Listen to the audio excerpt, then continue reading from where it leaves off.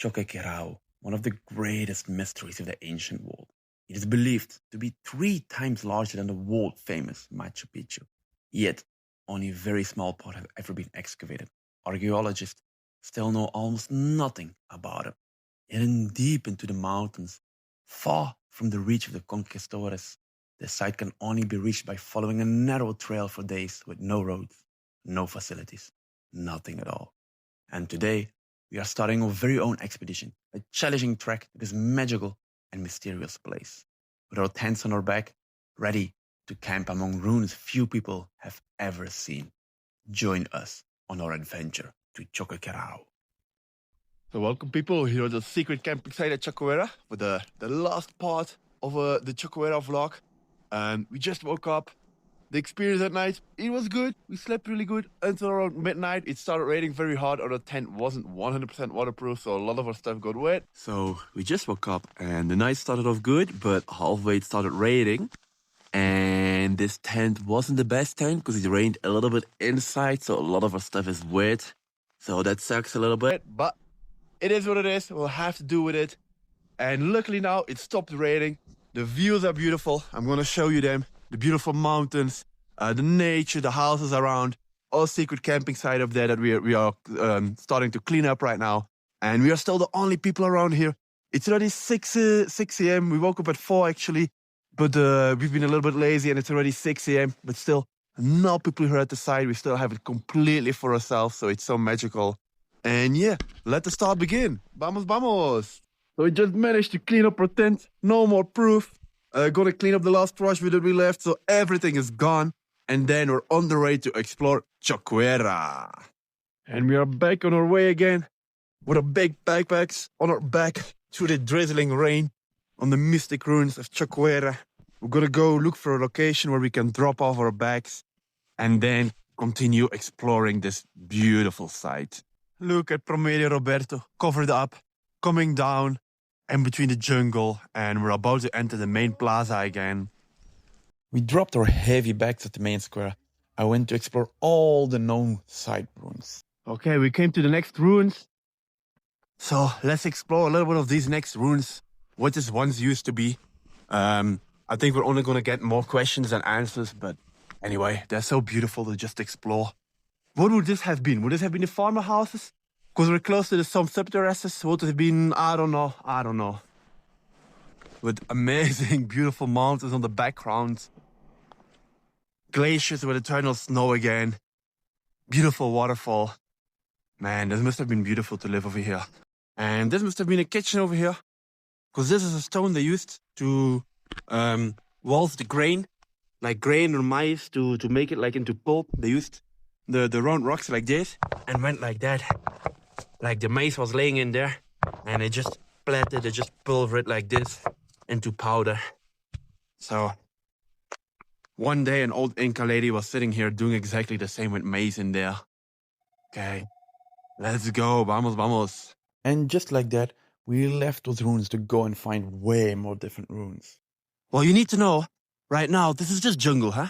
But 500, 600 years ago, this was a gigantic, thriving city with thousands and thousands and thousands of people running around, doing their daily chores.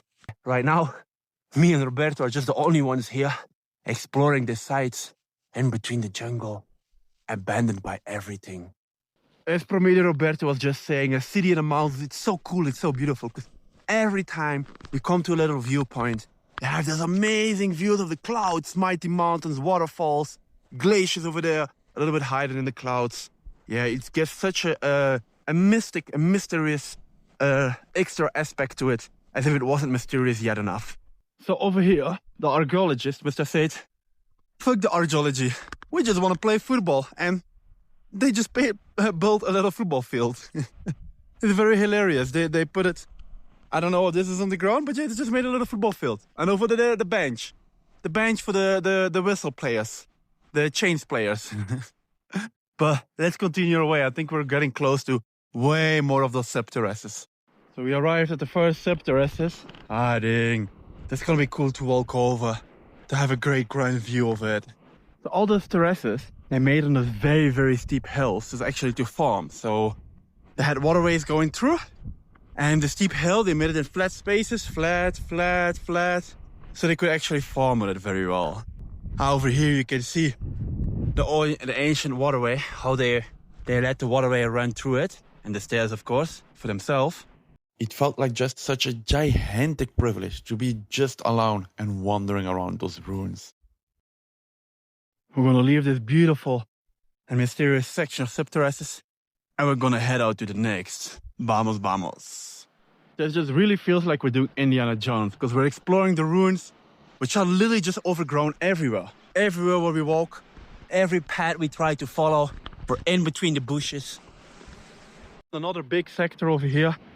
We try to give you guys a better viewpoint of how enormous it is. And they actually planted some things over here. And over there it just continues, but it's way more overgrown over there. So you can't see that well, but yeah, just all terraces as well until very, very far. But here you can see it a little bit less because it's mostly overgrown. So from here you have a beautiful view as well of how big it is, how big all the subterraces are. They even go way more down. This is not the end, this goes way more down and up. So right now, we're arriving at Casa de la Cueva de Agua. So the houses to take care of the water. Yeah, let's go and explore them. They're a little bit overgrown, but they look so mythical.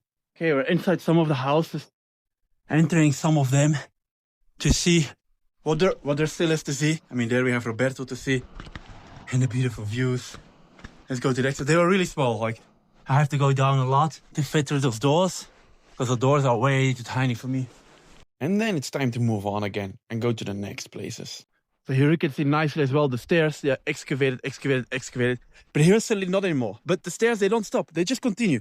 You can see in between the bushes that they just continue. But nothing down from here on is excavated. So that doesn't mean from here on it's just jungle. No, there are still terraces going on from here. They just haven't excavated. So something crazy. Roberto is walking in front of me right now. And he was about to put his feet. And a really big snake just flew away under his feet into the bushes. Yeah, he came from out of the rock, shoo, under his feet into the bushes. So we do need to be careful. Those ruins over here, they are really eaten by the jungle. So there are a lot of animals, a lot of dangerous animals as well. So we do need to be careful with our Indiana Jones adventure. Next to the snake study Roberto just had, I found a little bit of snake skin on our pad. So yeah, we do need to be careful. Yeah, they're everywhere. So right now, we have arrived at Casa Sacerdotal, which means the house of the priests. So we've arrived at the house of the Inca priests. So I'm about to enter the house of the priest. Let's see what still remains of his house. Actually seems to exist of two houses, the house of the priest. Well, let's enter the first one. This was definitely once again a two-story house. You can see it over there at the Regel. And you can see it over there as well to rest the roof on for the second house. The other one looks exactly identical. So two exactly identical houses. We're gonna leave the house of the priest and explore some more of the ruins that were up ahead. So I followed the path, continuing from the house of the priest. And here it ends, but look at those views. It's amazing, the views over here. Sign to say do not go any further, which makes kind of sense because it's really steep and sketchy further. But look how beautiful. You can see the two rivers. Yeah, it's really amazing. There were some amazingly beautiful views. Right now, we're about to enter the main square, the main plaza again. Those royal houses over here, they keep being very impressive. Every time I see them, I'm really impressed by them. Really amazing. So when after the royal houses, which are over there, you have much more houses here. It just continues over there as well. Okay, look what I found inside this house. Something crazy and a little bit scary as well. I was wondering what these things were, these two. And those are burial places, people. Let me lift this up so maybe you can see. Carefully, gonna lift it up. Look at that. You can actually see a human skull right now. This is a burial place. I just discovered a burial place with a human skull and bones. They really haven't looked much yet here, I'm guessing, because that's a real human skull. I'm actually impressed by just finding this randomly walking around in ruins, finding a human skull from ancient Incas. Probably from someone very important back in the time. Maybe once this was full of gold as well, but other people probably stole the gold already. Rest in peace, my friend. Rest in peace. I'm gonna say bye to the burial place I found just over there at the entrance of the jungle with the skeleton, with the actual skull, crazy, and continue my way through the ruins. And I also discovered, so when I found the skull, I went in there into the bushes, into the jungle, and there are much more houses, man. That last house that you see over there, that's not the last house. It is not the last house. At least found 3-4 more houses following up on each other, and then I stopped because there was just no way of cutting myself to the bamboo anymore. I don't have a machete or nothing with me. So after the whole skull story, we're gonna leave the royal villages and we're gonna go to the sector of the llamas, which should be sub-terraces once again, where there will be drawings of llamas on. We have arrived at the sector of the llamas. And once again, they only excavated a little bit because look, it continues, man. It continues still way further in there, but it's just not excavated yet. Okay, so I went down and look, you can see the llamas already better. You can see already one over there with white stones. They carved them, or they carve them, I mean they miniature them. I don't know the right English word for it, but they put them into the rocks, into the sub-terraces. Okay, we just climbed towards the mirador. We had to get over this sketchy bridge again because it's very steep. And from here we have a way more beautiful view of the llama terraces. You can really see the llamas into the terraces. Let me zoom in for you guys. Yeah, I don't know if you can see it better right now, but yeah, you can really see all the llamas. And it started with 3 llamas, 2 llamas, 1 llama, all the llamas into the terraces. And apparently this is the only place where the Incas actually made like art into the terraces, into the rocks. And of course it had to be llamas. So this right here, with this beautiful view behind me, this is going to be the end of our explorations of the Choquequirao ruins. We've seen all of the ruins, at least, let me correct myself, all of the ruins which have been excavated already. I'm right now at the top of the llama terraces. Here is the V-shape, and down from here is just the llama views. And since we've seen all the ruins which have been excavated yet, the rest is inside the jungle. We're gonna go on our way back our backpacks, and make our way back to town. So this is gonna be the end of the vlog on top here at the royal palaces behind me. We're just gonna go our way back to town. Actually, we wanted to keep following the Inca trail, but everybody told us it's impossible right now. We need to cross a bridge, Rio Blanco, and the bridge collapsed. They didn't build a new bridge, sadly, and they say the river right now, because of all the rain, is way too big. You'll be until here in the water, it's impossible to cross, so they told us to not do it.